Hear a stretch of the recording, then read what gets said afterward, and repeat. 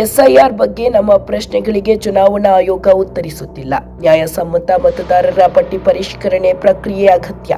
Priyanka Kharge.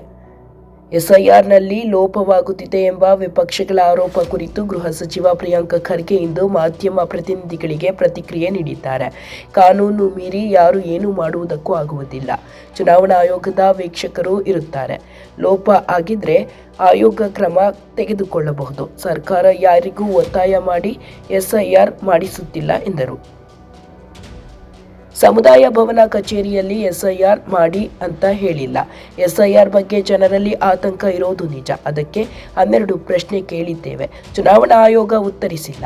SIR ಪ್ರಕ್ರಿಯೆ ಬಗ್ಗೆ ಜನರಿಗೆ ಆತಂಕ, ಸಂಶಯ ಇದೆ. ರೂಲ್ಸ್ ಮಾಡೋದು ನಾವಲ್ಲ, ಆಯೋಗ ಉತ್ತರ ಕೊಡಬೇಕು ಎಂದರು.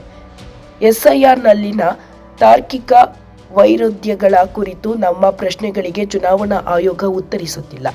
ನ್ಯಾಯಸಮ್ಮತ ಮತದಾರರ ಪಟ್ಟಿ ಪರಿಷ್ಕರಣೆ ಪ್ರಕ್ರಿಯೆ ಅಗತ್ಯ ಎಂದರು.